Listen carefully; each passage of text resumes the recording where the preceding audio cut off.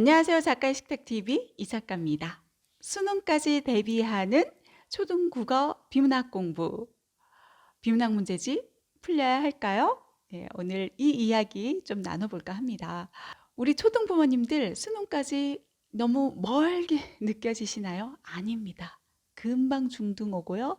금방 이제 고등 옵니다. 고등 들어가서 부모님뿐만 아니라 학생들까지 이제 멘붕이 오는 과목, 국어 과목이라고 하죠. 내신 국어뿐만이 아니라 수능 국어에 있어서 도대체 어떻게 해야 될지 그 방향을 잃어버리고 당황해하는 친구들, 뭐 학부모님들까지 많다는 거죠.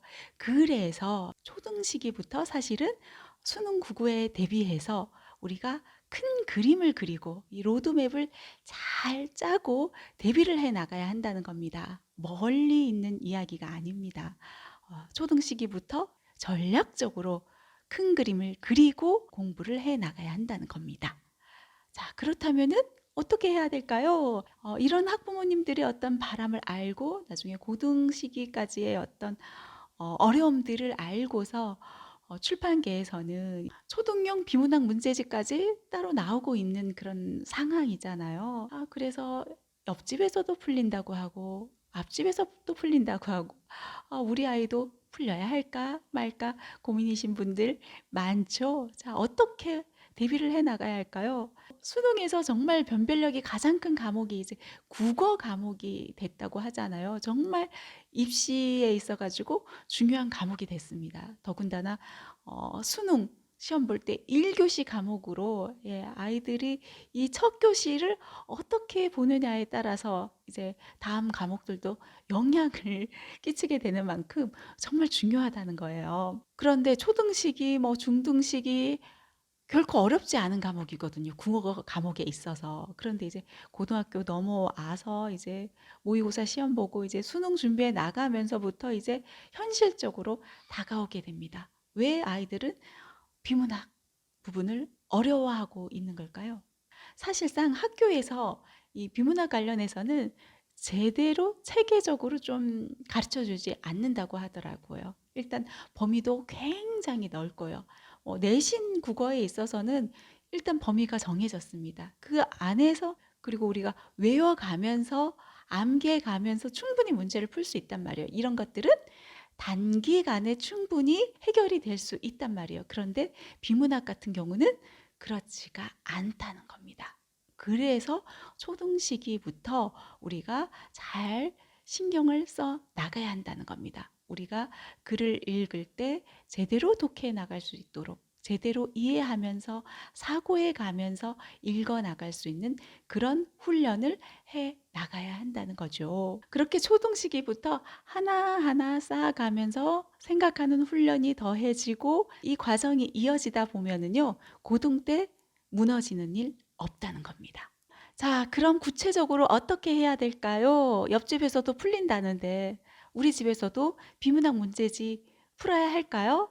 오늘은 이 비문학 문제집을 어떤 식으로 활용해 나갈 수 있는지에 대한 이야기를 구체적으로 좀 해볼까 합니다. 우리 보통 문제집 풀 때 어떻습니까? 일단은 플래너 짤 때도 계획을 세우죠. 문제 이제 1번부터 몇 번까지 풀고 오늘 5자까지 풀고 그리고 이제 채점하고 이런 방식으로 우리가 문제집을 이용하고 있단 말입니다. 저는 이 방법 추천하지 않습니다. 문제 풀고 채점해 나가는 방식의 어떤 문제집 활용이 아니라 저는 조금 더 다른 방법, 새로운 공부법을 좀 제시하고 싶어요. 사실 우리가 문제 풀고 채점하는 거는 누구를 위한 공부일까요?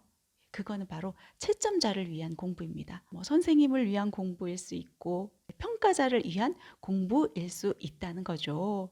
우리는 평가자를 위한 공부가 아니라 사실은 공부를 하는 그 주체를 위한 교육을 이어나가야 되겠죠. 그래서 대학 수학 능력 시험도 사실은 얼마만큼 사고에서 문제를 해결해 나갈 수 있느냐 그것을 위한 어떤 평가 방식이라는 겁니다.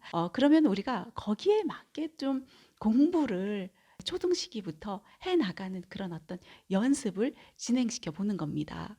제가 지금 현재 신문을 활용해 가지고 그런 식으로 이제 아이들의 어떤 독해력을 잡아주고 이렇게 제시문을 이해해 나갈 수 있는 어떤 능력을 키워나가는 그런 어떤 수업을 진행하고 있거든요. 여기랑 똑같이 사실은 우리가 문제집을 활용해서도 충분히 해 나갈 수 있다는 겁니다. 자, 왜 초등식이냐? 고등식이 하기에는 너무 늦어요. 예, 이게 주입식으로 이루어지는 그런 어떤 형태의 평가가 아니기에 우리는 끊임없이 아이들에게 생각할 수 있게 그 생각하는 훈련을 해 나가야 하거든요. 생각하는 것도 단기간에 이게 되지 않거든요. 계속 도대체 이것은 왜 이렇게 나온 거지? 끊임없이 사고하고 그렇게 생각해 나가는 훈련으로 이어지도록 연습이 필요하다는 거죠. 자, 그래서 우리가 독해 문제집을 활용할 때 어떻게 활용하라? 생각하기에 초점을 맞춰라. 이 이야기를 좀 해드리고 싶네요. 그리고 핵심 내용을 파악하고 요약하기 연습까지 해 나간다면 더할 게 없겠죠. 문제집 푸는 거 별 소용없대 해서 뭐 문제집 버리고 그럴 게 아니라 우리 제대로 좀 한번 활용을 해보자고요. 앞서서 제가 뭐라고 이야기했나요? 생각하기에 초점을 맞춰라 라고 이야기를 했죠. 그래서 우리가 중요하게 여길 부분은 문제집에 얼마만큼 진도를 빼느냐. 오늘은 5페이지까지 푼다. 오늘은 10페이지까지 푼다. 오늘은 20페이지까지 푼다. 중요한 건 진도가 아니라는 거예요. 하나하나 이해시켜 나가는 과정, 그런 어떤 내공 쌓기에 우리가 집중을 해 나가자는 겁니다. 자, 초등시기부터 중등시기까지 이 과정 계속 열심히 연습해 나가고 이게 습관으로 자리해 나가게 된다면요, 고등시기에 얼마의 어떤 시간을 그렇게 오래 투자하지 않고도 국어 과목 충분히 효자 과목이 될 수 있습니다. 자, 그 방법들 하나하나 제가 한번 제시를 해 보도록 하겠습니다. 자, 우선 지문이 있습니다. 문제집 안에 지문들이 있죠. 문제집의 지문이 좋은 이유는 정말 다양한 분야의 내용의 지문들을 만나볼 수 있다는 겁니다. 그래서 오늘 하루 하나의 질문에 우리 한번 충실해 보자고요. 하나의 질문에 몰입해서 읽어 나가게 하고요. 그리고 형광펜 들고 핵심 내용 찾아서 밑줄을 긋게 하는 겁니다. 예, 전 시간에 제가 똑똑한 교재 활용법 신문이라는 교재를 활용하는 방법에서 안내를 해드렸잖아요. 똑같습니다. 신문과 똑같이 이용을 하자고요. 우리 독해 문제집도 똑같이 이용을 하자는 겁니다. 중요 문장 찾는 연습, 핵심 내용을 찾는 연습, 형광펜 들고 밑줄 그으면서 찾는 연습을 하시고요. 그리고 나서 이제 생각 플러스 더하기 연습. 예, 앞서서 제가 세 가지의 기본 틀 신문에 있어서 이야기를 해드렸죠. 비슷합니다. 독해 문제지에 있어서도 우리 그 오른쪽에 있는 문제는 일단은 걷어냅니다. A4 용지로 이제 가리고 출발을 합시다. 그래서 A4 용지 안에 우리가 새로운 어떤 나만의 문제를 한번 출제를 해보자는 겁니다. 생각 더하기 문제 3개를 우리 출제해 나가는 겁니다. 그래서 지문 안에 있는 글을 통해서 우리가 생각을 더할 수 있는 질문을 한 3개 정도 뽑아서 질문하고 답하는 연습을 해보는 거예요. 여기서 중요한 질문은 무엇이냐? 답이 정해져 있는 질문 아니고요. 뭔가를 생각할 수 있게끔 하는 질문, 그러한 질문을 뽑아내는 게 핵심이라고 할 수 있겠죠. 앞서서 똑같아요. 예. 적용해 가면서 내가 읽은 지문을 얼마만큼 적용할 수 있느냐, 얼마만큼 분석할 수 있느냐, 그것을 보여주는 문제를 뽑아내는 겁니다. 적용해서 만약 나라면, 만약 누구라면 이렇게 적용하기에 어떤 문제를 만들어낼 수도 있는 것이고요. 그리고 또 추론하기에 질문을 뽑아낼 수도 있습니다. 지문이 이제 전체적인 글을 다 담아내지 않잖아요. 그렇다면 이 글을 읽어내고 그 뒤에 숨어 있는 어떤 글의 내용을 추론해서 이후의 내용들을 짐작해 가지고 한번 생각하고 정리해 나가는 어떤 과정을 해 나갈 수 있다는 것이죠. 그렇게 적용해 나가는 질문, 추론해 나가는 질문, 이런 질문들을 해 나갈 수 있고요. 그리고 이번에는 비판하기의 질문을 해보는 거예요. 이 지문 안에 있는 글을 통해서 내가 생각했을 때 이런 문제들이 발생할 수도 있을 것이라고 생각한다 해서 한번 정리를 해보는 그런 과정을 담아가는 거죠. 이 세 가지 질문을 활용할 수 있는데 꼭 세 가지를 다 채우지 않더라도 때로는 한 가지 질문, 때로는 두 가지 질문, 세 가지 질문 다 할 수 있으면 세 가지 질문까지 해 나가면 좋겠죠. 그래서 적용하기 질문, 그리고 추론하기 질문, 그리고 비판하기 질문까지 이어지면 좋다.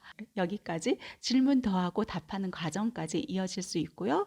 그리고 요약하기 연습, 문단마다 각각 지문에 나와 있는 문단마다 하나씩 한 문장씩 요약을 해보는 거예요. 그리고 마지막에 그 전체 통으로 지문 안에 있는 내용 전체를 통으로 한두 문장으로 요약해 보기까지, 여기까지 이제 공부를 해 나가는 거죠. 문제들은 걷어두고 문제 안에 이제 객관식을 바라보게 되면은 우리가 생각하는 것들을 놓칠 수가 있거든요. 그래서 일단 지문 안에 몰입해서 내 스스로가 한번 비판적으로 바라보고 한번 추론도 해보고 나에게 적용도 해보면서 그렇게 사고하기 과정을 이어나가 보라는 겁니다. 그리고 나서 핵심이 되는 것들을 찾아서 요약하기 과정까지 이어나가면 좋다. 그리고 마지막으로 더해주면 좋은 거 무엇이다? 제가 전 영상에서 똑똑한 교재 신문 활용법에서도 이야기를 했습니다마는 여기에 있어서도 지문 안에 어떤 정보를 활용해서 이번에는 나만의 글을 만들어내는 어떤 글쓰기로까지 이어지는 거죠. 그것까지 이어지고 최종적으로는 마지막으로 무엇을 한다? 마지막으로는 이제 이 과정이 끝나고 나서 문제집 안에 있는 문제들을 풀어나가고 채점을 해보고 마지막에 이제 한번 문제에 있어서도 한번 이런 식으로 문제들이 출제될 수 있구나, 요거를 경험해 보는 거죠. 이런 식으로 비문학 문제집 활용해 나가면은 비문학 공부 충분하지 않나. 처음에는 힘들 수가 있어요. 아무래도 어렵고 생각하는 과정도 힘들고, 그런데 이거를 자꾸 연습하고 해 나가다 보면은 이게 또 습관으로 자리하고 나중에는 어렵지 않게 잘 해결해 나갈 수 있다. 이 방법 문제집을 통해서 한번 활용해 나가는 건 어떨까 싶네요.